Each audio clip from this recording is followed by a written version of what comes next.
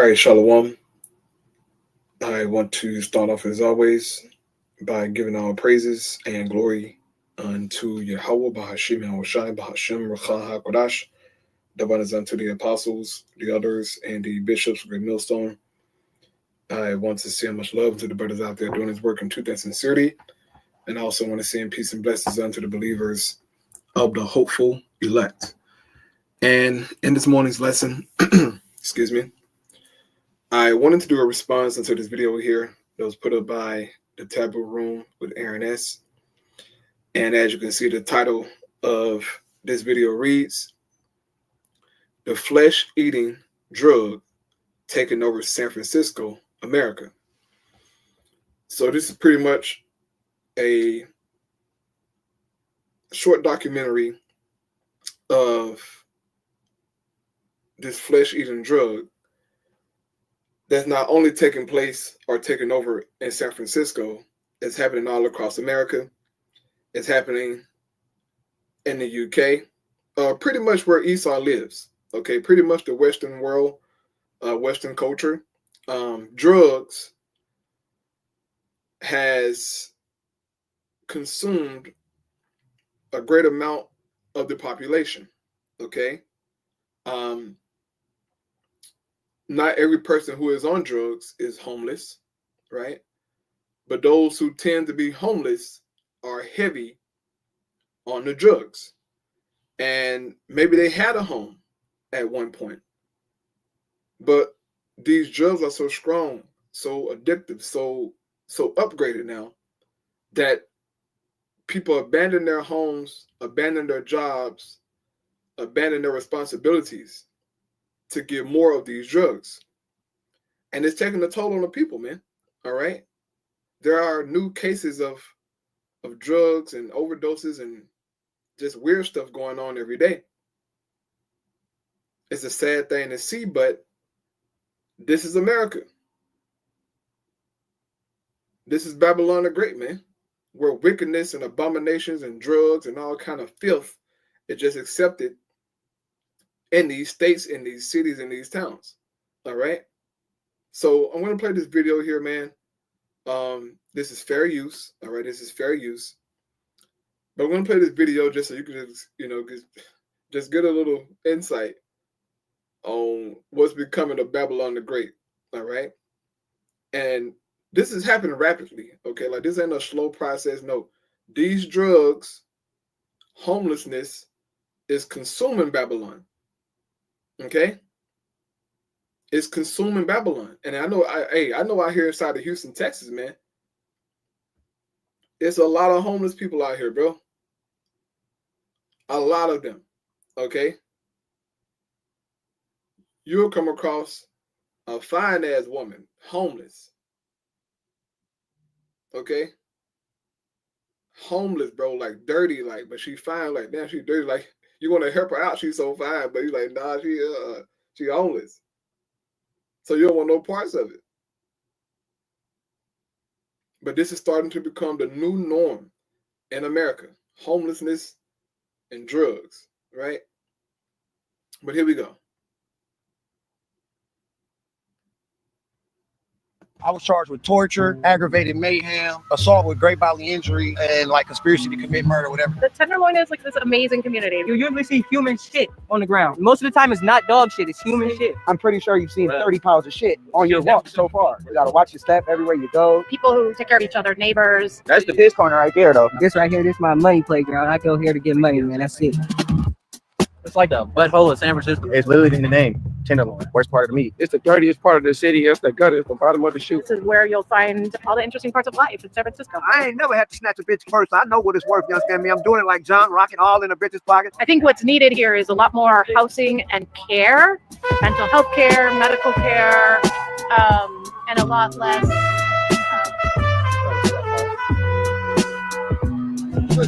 This is fentanyl city. And how easy is it for you to get fentanyl? Shit, you can find it on the ground. Less policing, Why less. would you sign that? Look, bro, every time you see a nigga with a missing tooth, he's up to no good. Every single one of them. If that tooth missing, You gotta watch a nigga like that. Okay, you gotta watch him, man. And look, don't never shoot dice with a nigga who teeth missing, especially that side tooth missing. Oh yeah, he gonna take all your money. Okay, he gonna take all your money. Jake crazy, man. But look, hey, I never came across a Jake who teeth was missing. That that front teeth or that side tooth missing. That he was never righteous. And always a nigga, man, on drugs. Just ready to be abominable. Okay, like you seeing dude here in the orange coat. But here we go. There's a lot of tweakers that will break in your shit. It's about 1 a.m. and we're in the Tenderloin, and this is what happens in the Tenderloin at 1 a.m. Bro, this is an area of opportunity, you feel me? A lot of motherfuckers, bro, that ain't never had no opportunity to do nothing, bro. Ain't never been able to make it happen for themselves. Come down here, bro, and figure it out. It's a lot of opportunity, you know what I'm saying? You can bust down a brick, or you can go to school. Down here, this is the fitness of survival. Imagine being able to reach 15 million views on the first video of a new YouTube channel. You start at 0 subscribers.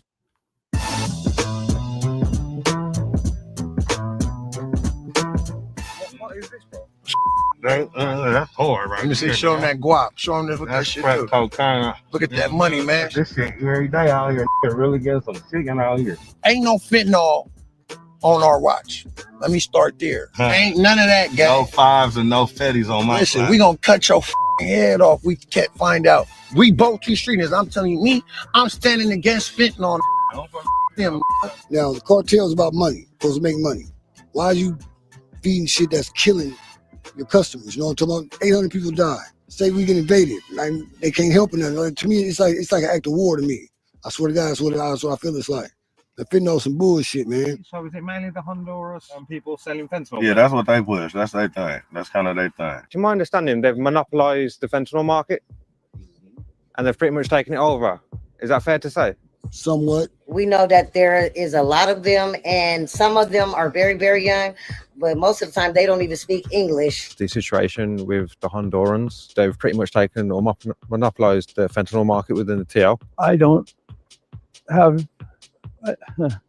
have any comment on that. They never had no pass, like, cause we always ran this shit, you feel me? But once the pandemic came and they started giving everybody the vouchers for the housing, so that put a lot of niggas in the house, you feel me? So all the that was sleeping on the streets, keeping this shit rolling, they was in these motels scattered out around the city. So that gave the hound dogs all right, because it was like a dead field. Why are you so reluctant to, because obviously we spoke off camera. Yeah. Why are you so reluctant to speak about the topic? Because if somebody sees this, I don't want, they're good people. I don't want to give them a bad name. They're being highlighted here within the TL because of how much that, again, they've monopolized that market. All the niggas was gone that was on the curb every day. The Mexicans got the dope. The work come from the fucking Mexicans. Chapos and them factions, new generation. I don't know how the Hondos or how they came about. We don't. Look at Jake. Jake know all about wickedness.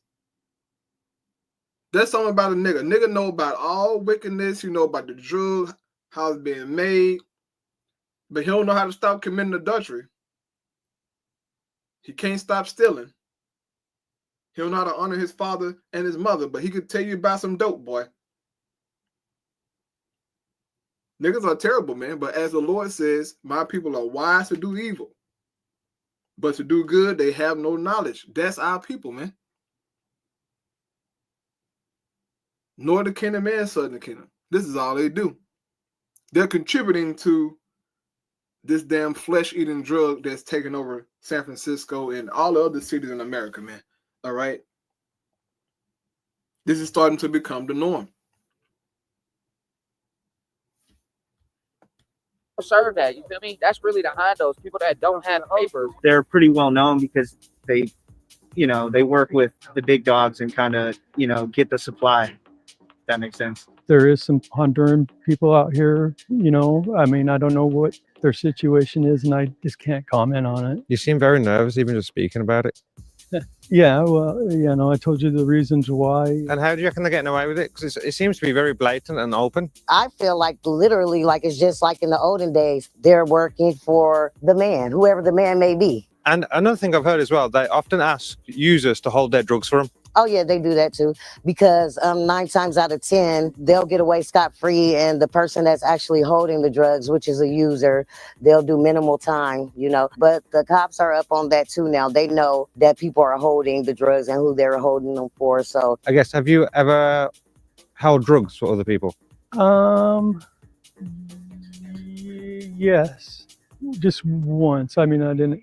And what do you get in return for doing that? A little bit of drugs. Any payment? No, just a little bit of drugs.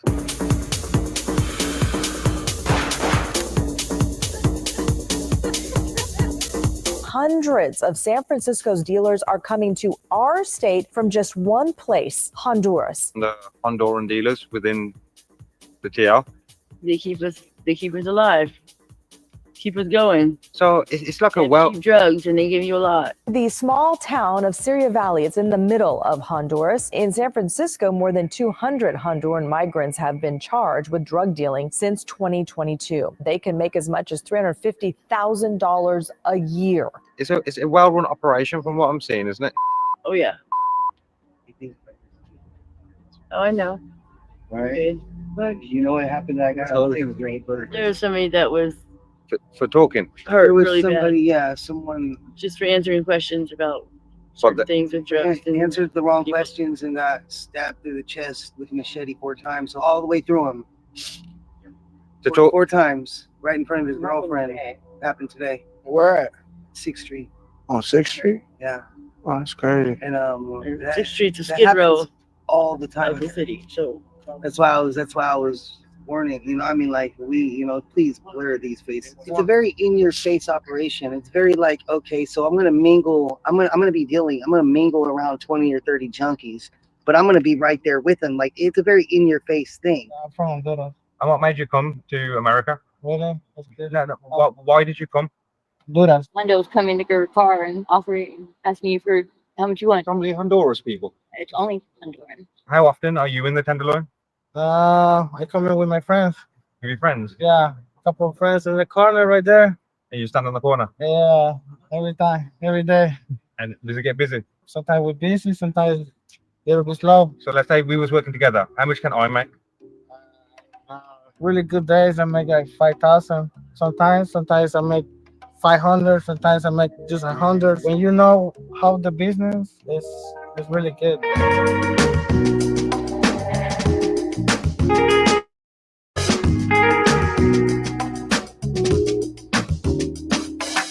Sure, bro. What's the name? Oh, my name is Tenderloin Activities.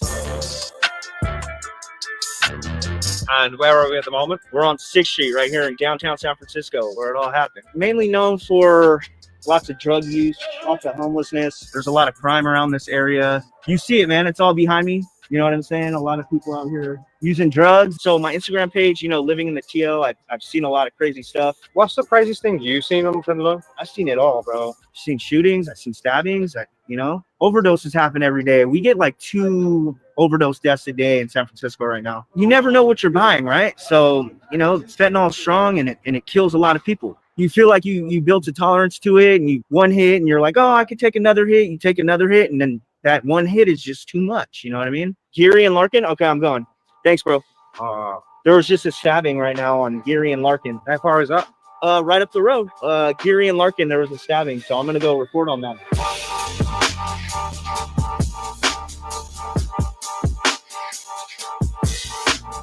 There was just a stabbing on Geary and Larkin right now. Oh man, it is not looking good, guys. They're putting pressure on his wounds. There's a fire, y'all, and there's a stabbing at the same time. You see what I'm saying? This is what goes on out here, man. I was actually able to get here fast enough to where I could get that footage. You know what I mean? So this is what you do pretty much every day? It's what I do every day. I hop on the fucking police scanner and listen. The streets of Babylon are terrifying, man. Oh boy. Real quick. This is Psalm 55:9. It says, destroy, O Lord, and divide their tongues, for I have seen violence and strife in the city. Day and night they go about it upon the walls thereof. Mischief also and sorrow are in the midst of it. Wickedness is in the midst thereof. Deceit and guile depart not from her streets. And this is what we see, man. This is just a small example of what goes on in the streets of Babylon. Okay, you got to be careful out here, bro. Like, there's some sick people in this world, man. And these drugs are tearing people behinds up, okay? Some of these people used to be businessmen, you know, husbands and wives and, you know, college students. Coming across some drugs, you know, they buy some weed, but it got fentanyl in it or whatever it may be, and they turn them out, man. They turn them out. Those who got to be careful. You're doing anything, bro. Taking drinks from people, bro. You can't, bro. If I don't know you, bro, you can't fix me no drink. Especially like in a, you know, in like a bar setting, a club setting. Oh, I'm gonna bring you a drink back. No, the fuck you ain't. You ain't bringing me nothing back. I'm gonna bring my own drink back. I don't trust nobody to bring me nothing, bro. It's scary out here, man. See, you got damn near watch a bartender, you know, which, you know, they got cameras on them and everything, but just still, man, it's wild out here. And just a small example of what goes on, the stabbings, the overdose, the shootings. This is across all the cities of Babylon. Out here in Houston, okay, it happens, man. In which they rarely report on it, but overdoses happen out here, stabbings, shootings, all right, amongst the homeless, so-called, people on drugs. This is an everyday thing, man. But I'm gonna close out there for time's sake. You can finish out this documentary, a pretty good one, you know, just showing you the insight of what really goes on in these cities, man, and hearing the testimonies of these users and these dealers and, you know, people who are post users, right? They so-called recovered. I mean, it's gruesome, man. But what you expect? This is America. All things goes in this society, man. All right. So I pray that was edifying. I'm gonna close out there. Shalom.